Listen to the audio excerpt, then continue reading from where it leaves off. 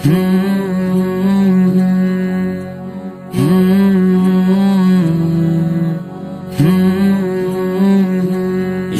محمد کامل طریقے سے سننے والا اور کامل طریقے سے دیکھنے والا ہے۔ حضرات محترم، جب بھی ہمارے ہاں کوئی بات ہوتی ہے کہ فلاں بندہ سیر پہ گیا تو چند سوالات ہمارے ذہن میں آتے ہیں، وہ سیر کرنے والا کون ہے، اور سیر اس نے جو شروع کی تھی اس کی ابتدا کہاں سے کی تھی اور انتہا کہاں پہ کی، وہ سیر جو کیا، سفر جو کیا، اس کا مقصد کیا تھا، سیر کرنے میں وہ اکیلے تھا یا ساتھ میں کوئی اور بھی تھا، اور سیر کا وقت کیا تھا۔ جب یہ سارے سوالات ایک عام زندگی میں میرے اور آپ کے ذہن میں آتے ہیں تو حضور نبی کریم صلی اللہ علیہ وسلم کے حوالے سے رب تعالیٰ نے خود گواہی دے دی،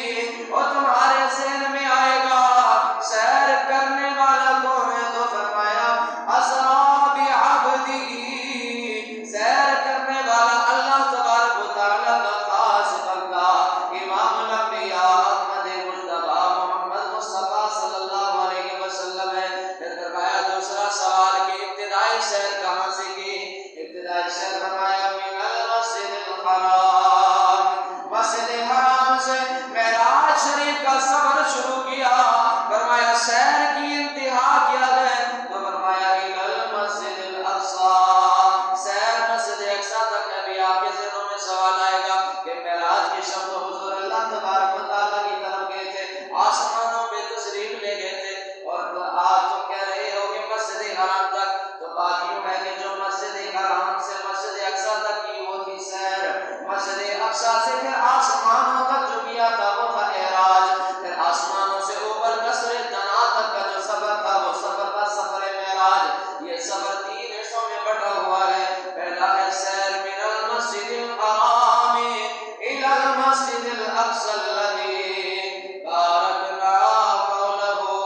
یہ کہلاتی ہے سیر لنریہ من آیاتنا، یہ کہلاتی ہے اعراج۔ پھر آگے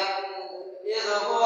دنا فتدلى فكان قاب قوسين او ادنى کا جو ماحول تھا، وہ جو سفر تھا وہ تھا معراج۔ اللہ تبارک و تعالیٰ سے دعا ہے کہ اللہ رب العزت اس معراج سے لائے ہوئے تحفے کو ہمیں قبول کر کے اس پہ عمل پیرا ہونے کی توفیق بھی نصیب فرمائے، کہ معراج کی شب حضور علیہ السلام نے اللہ تبارک و تعالیٰ کے ہاں سے جو تحفہ میرے اور تمہارے لیے لے کے آئے تھے وہ ہے نماز۔ نماز اتنی بلندیوں سے آئی